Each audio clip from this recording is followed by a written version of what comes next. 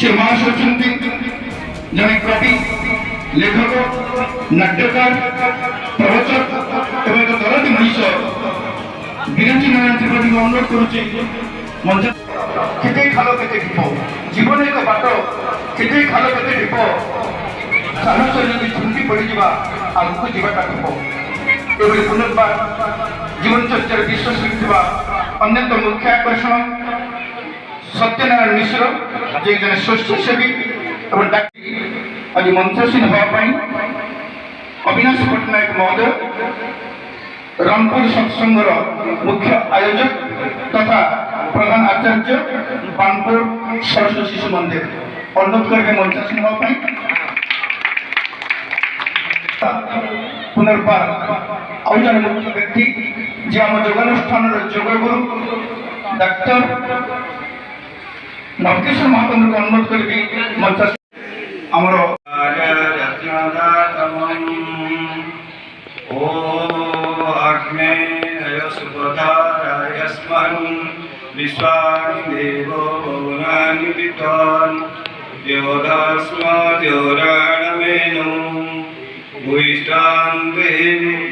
नमोक्तिं विधेयः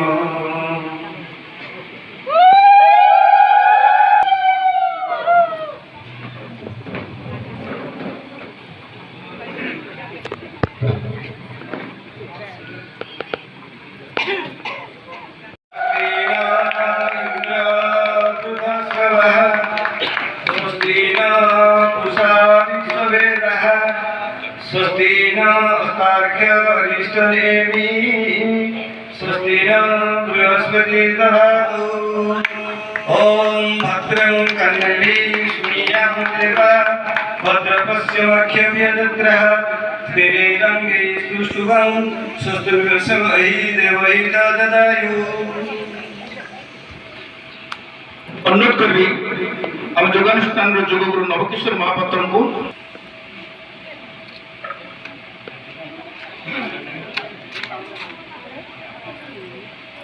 अनुरोध करी योगानुष्ठान सभ्य वरिष्ठ सभ्य सदानंद नायक को शशिभूषण बेहरा को उत्तर प्रदान करेंगे।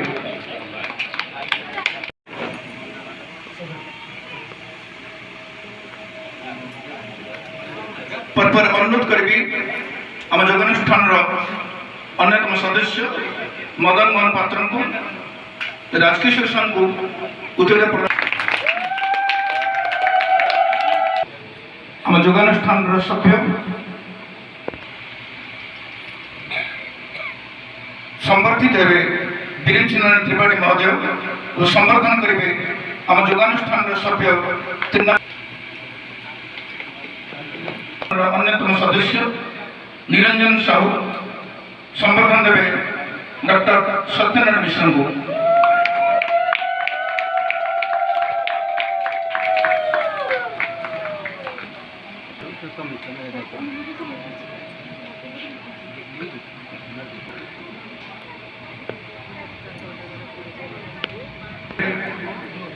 अविनाश पट्टनायक महोदय और संवर्धना देवे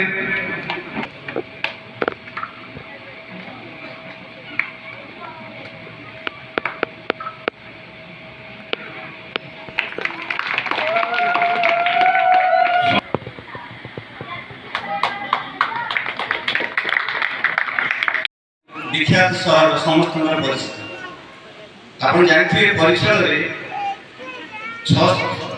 72 वर्ष बयस पदार्पण कर एक वेद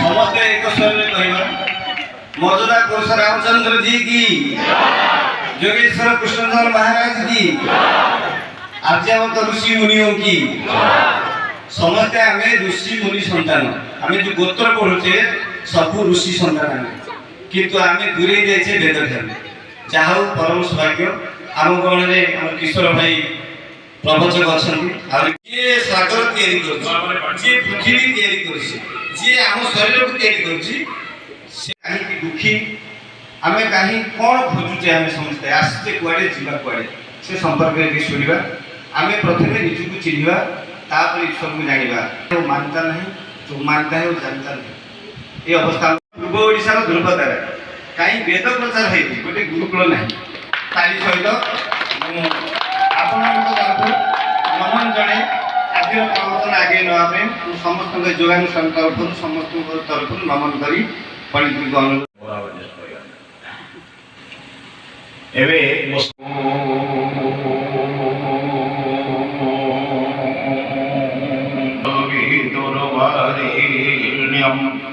भर्गो देवस्य धीमहि धियो यो नः प्रचोदयात्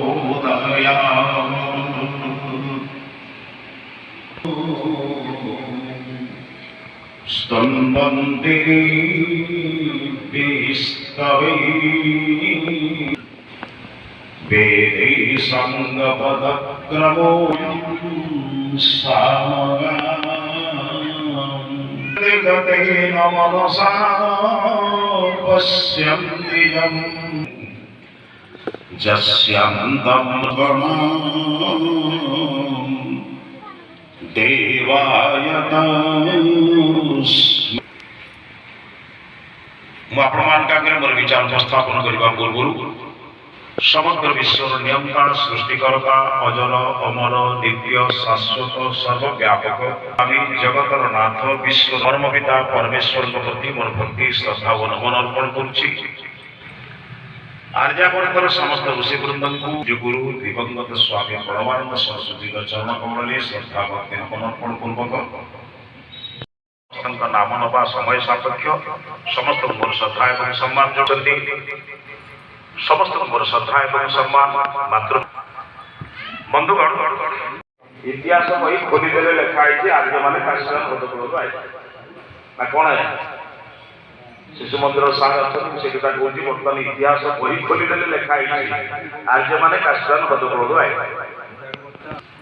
मनीष जो शब्द संख्या नहीं राम जड़े उच्चकोटीर पितृभक्त एडी कोटी शब्द अर्थ कौन श्रेणी ना संख्या महर्षि दयानंद जड़े उच्चकोटीर संस्कार बुझुचंद आपणकर बक्सी जगबंधु विद्याधर महापात्र जो बक्सी जगबंधु से जड़े उच्चकोटीर राष्ट्रभक्त एडी कोटी शब्द अर्थ कौन श्रेणी 33 प्रकार देवता अष्टवसु द्वादश आदित्य एकादश रुद्र प्रजापति और इंद्र एक 33 दरकार ना कौन है।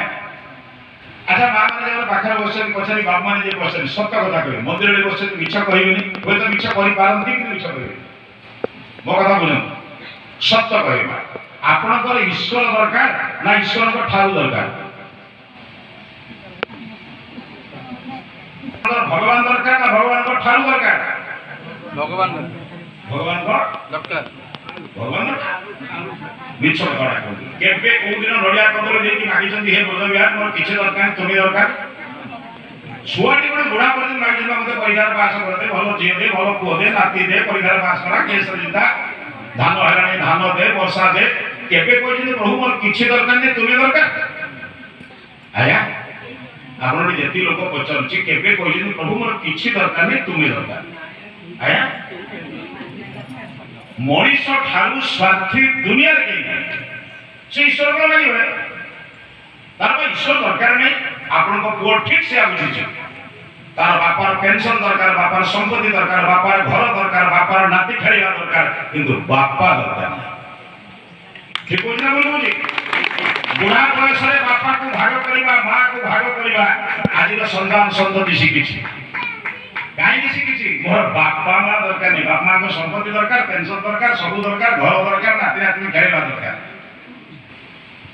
ये स्वार्थपर मनुष्य लोग ईश्वर को बुझिबो वेद कहूँ ईश्वर को मागिबा दरकार नहीं मागंती क्या को मु बचार आपन मते जे जानिछि मु ता मागिबी धरंतु राजकिशोर मोर पूर्व परिचय ई सचिव मोर पूर्व परिचय गोपाल मोर पूर्व परिचय बहुत दिन परिचय मु कौन खाए कौन न खाए धरंतु मु चीनी खाए कि न खाए कि मसला खाए कि न खाए मोर रुचि संबंध से जानि ना नहीं मु ताकू जेतरे से मते जानि छंती मु ताकू बरात करी मते या करिवे ताके मागिबी ताकू से तो मोर अनुकूल जिंस अच्छा मते जे जानि ना हंती ସେ ମୋ ଅନୁକୂଳ ଜିନିଷ ଦେବେ କି?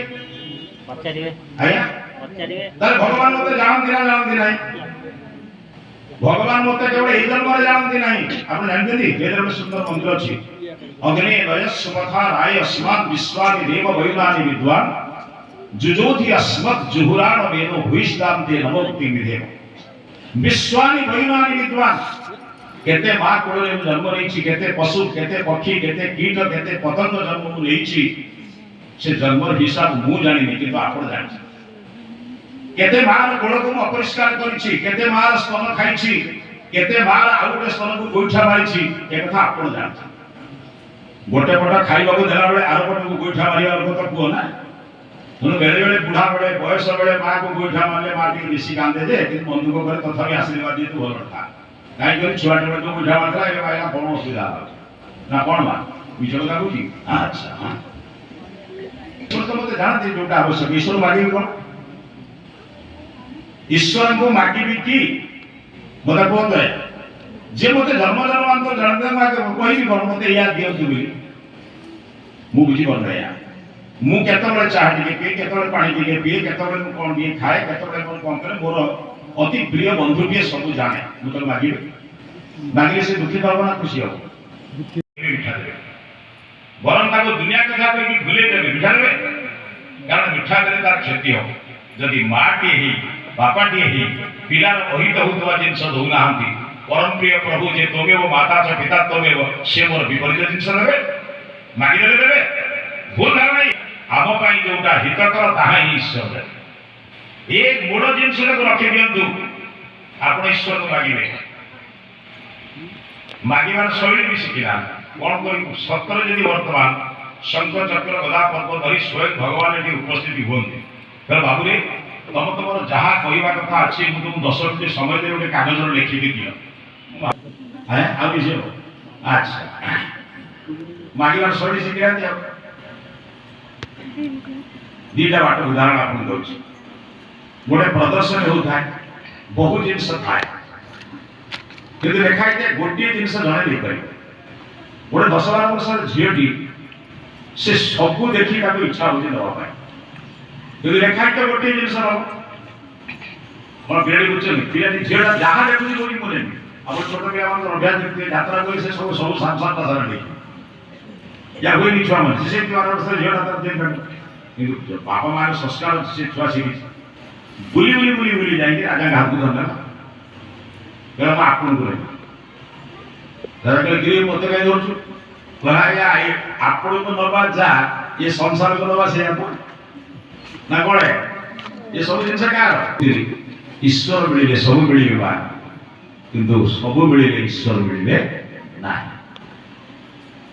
ଉଦାହରଣ ନେବେ, ଆପଣଙ୍କ ଘରଟା ବର୍ତ୍ତମାନ ନିଜ ନିଜ ଘରକୁ ଟିକେ ଲକ୍ଷ୍ୟ କରିଦିଅନ୍ତୁ। ଘର ଛାଡ଼ିକି ଆସିଛନ୍ତି, ଟିକେ ଘରକୁ ଫେରେ ଆଖି ପକେଇ ଦିଅନ୍ତୁ। ବାପ ଅମଳର ଫଟୋ ଅଛି, ଆପଣଙ୍କ ସ୍ତ୍ରୀ ଆଣିଥିବା ପଲଙ୍କ ବି ଅଛି, ଏବେ ଆପଣଙ୍କ ବୋହୂ ବି ପଲଙ୍କ ଆଣିଲା।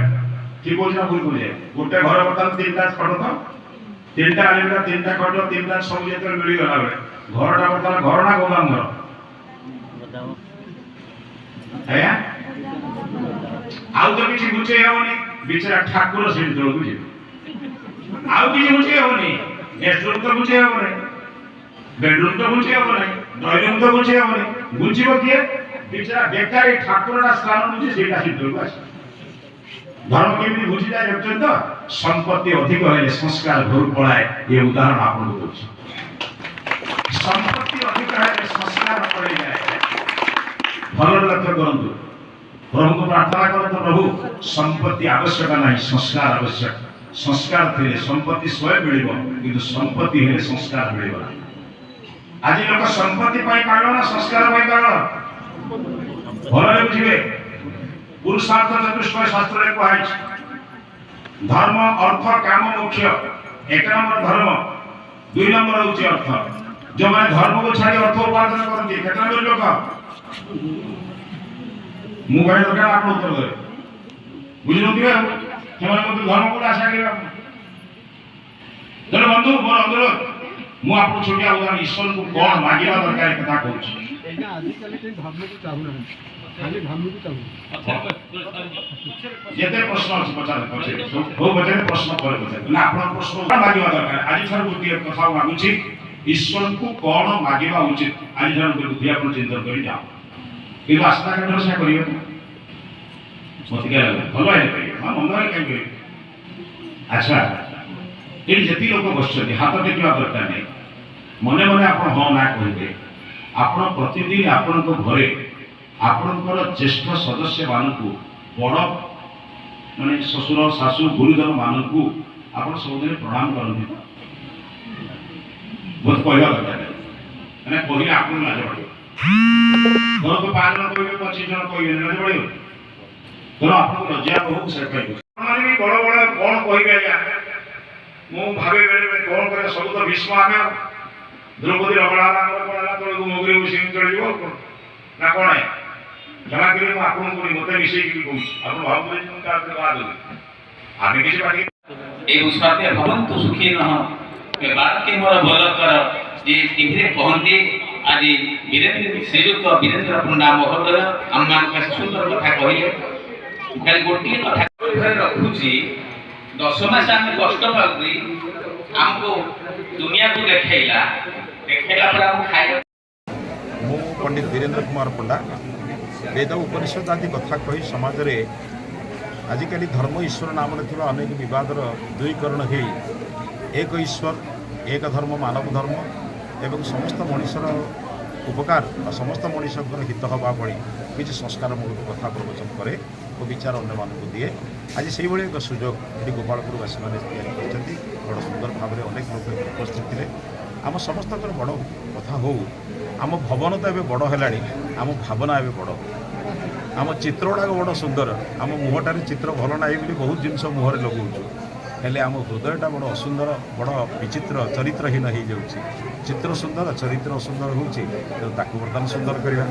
ଆସନ୍ତୁ, ଆମେ ବହୁ ଦୂର କଥା ମୋବାଇଲରେ ଜାଣିଲେ, ଆମେରିକା ଇଂଲଣ୍ଡ କଥା ବୁଝିଲେ, କିନ୍ତୁ ଓଡ଼ିଶା ଘର ଝିଅଟା 5 ଦିନ ରୋଗରେ ପଡ଼ିଛି ତା କଥା ବୁଝିଲେନି। ଯେଉଁଦିନ ମଣିଷ ନିଜର ଚତୁଃପାର୍ଶ୍ୱରେ ଥିବା ଲୋକଙ୍କର ହିତ କରିବ, ମୋର ବିଶ୍ୱାସ ସେ ବିଶ୍ୱର ହିତ କରିବ, ସେ ଜଗତର କଲ୍ୟାଣ କରିବ ଓ ଈଶ୍ୱରଙ୍କ ଆଶୀର୍ବାଦ ପାଇବା ପାଇଁ ଯୋଗ୍ୟ ହେବ। ଈଶ୍ୱର ଉପାସନା କରିବା ଦରକାର ନାହିଁ, ଲୋକଙ୍କର ମଙ୍ଗଳ କର, ଈଶ୍ୱର ତୁମକୁ ନିଶ୍ଚିତ ଆଶୀର୍ବାଦ ଦେବ। ମୋର ଯାହା ବିଶ୍ୱାସ, ସେଦିନ ସେବା ହିଁ ମାଧବ। ईश्वर चंद्र भंज घर गोपालपुर। आज आम योग शिविर पाने सुंदर कार्यक्रम कारण एवं तो बर्तमान आम समस्त मैटेरियलिस्टिक हो गले आमर सामाजिक धर्म को भूली सारे विचारधारा आमर नष्ट हो सारे तेणु जहाँ से प्रयास करी आमर पंडित वीरेन्द्र कुमार पंडा महोदय को आनी आज देखुं केते लोक होती शुणियार लगे तेणु जहाँ हो आज कथार लोक मैंने एत विमोहित हो जाती जे आशा करुँच निश्चित भाव में किसी परिवर्तन हम एवं से निजर चरित्र कथा कहते चित्र को छाड़ी चरित्रटा कौन भल करने चेष्टा करें जो कथा कहले जे आम निजर करने अपेक्षा जगतर उपकार करने कथा तेणु कहले सुंदर भाव में कहले ये जो अष्टादश पुराणे सु व्यास वचन द्वय परोपकार स्वर्गाय पापाय परपीड़न तेणु पर उपकार कर कहार अपकार करनी निजर उपकार न हो पछे अपकार करवा हूँ पीड़ा तेणु धर्म और अधर्म जो जोड़ी पाप और पुण्य धर्म अधर्म विषय जो बुझेदेले से आम पाखे चिरकृत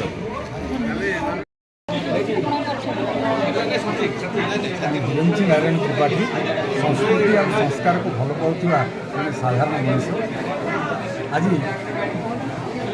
ओडिशार अन्यतम प्रवाचक एवं जहाँ को इंग्राजी में मोटिवेशनल स्पीकर बोली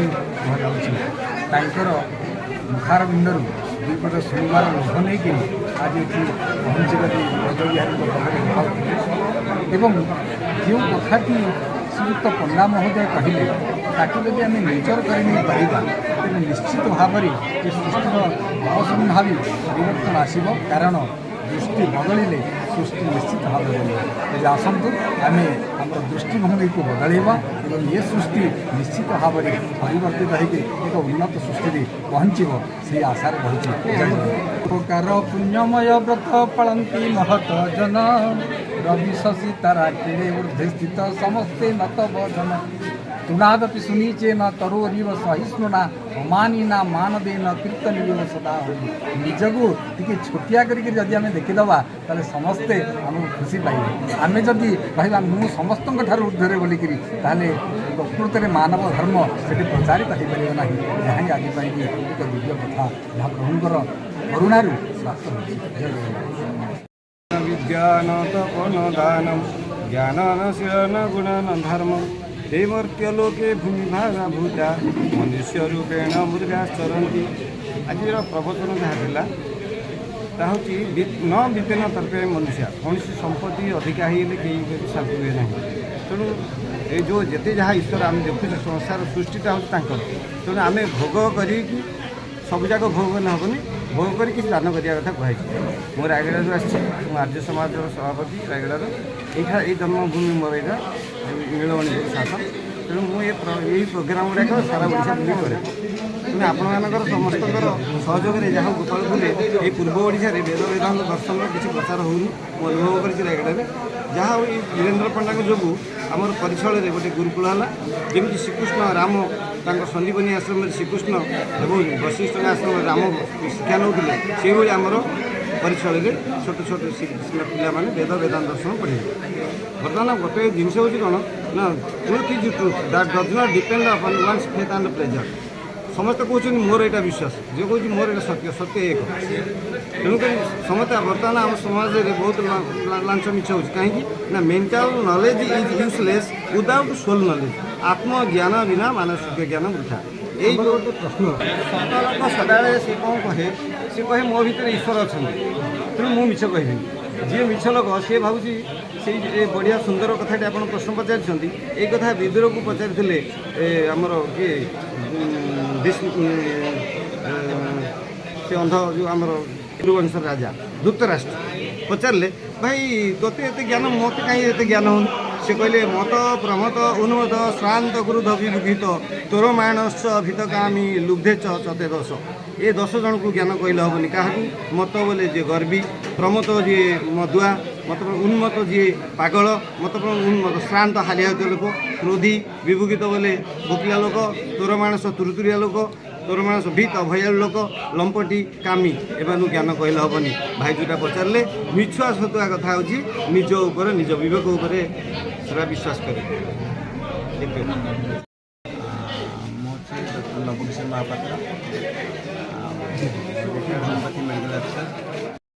मु पंडित वीरेन्द्र कुमार पंडा वेद उपनिषद वैदिक विचार समग्र ओडिशा बोली संस्कारमूलक कथा कहे एवं समाज में जो अंधविश्वास कुसंस्कार ईश्वर धर्म को नहीं जो विभिन्न प्रकार मतवाद यहाँ निराकरण कर एक ईश्वर एक धर्म मानव धर्म एक ईश्वर परमेश्वर एवं एक विचार मानविकतार विचार को प्रचार प्रसार करने मोर कार्य।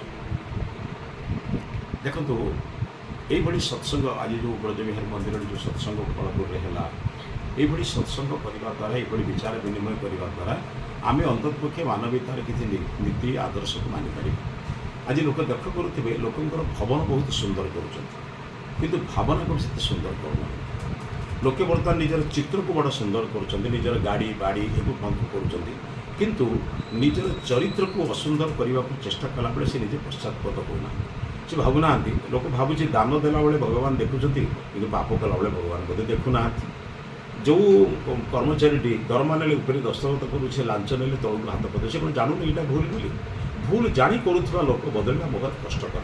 तेणु आम चेष्टा करुचु भूल को लोक भूल बोली बुझु भल को लोक भल बोली बुझु भूल करने को अनाग्रह सृष्टि हो भल करने को आग्रह सृष्टि हो यही विचार को वृद्धि करने आमर विचार को आम कहूँ ईश्वर को भय कर धर्म को भय कर बाप माँ को भक्ति कर एवं समाज में जोटा भल कम शास्त्र में लिखाई ताकू जिते कष्ट हेले भी मान समाज में जोटा खराब काम कहुई ताकू जिते कष्ट लगे भी से छाड़ ताहले भल मनीषटी हम आ भल मनीष हेले भल मनीष तैयारी कर भल मनीष मानकर समाहार हेले ये सृष्टि भल। ओम विश्वानि देव सविदर दुरीतानि पराशुव यदभद्रम तन्माश।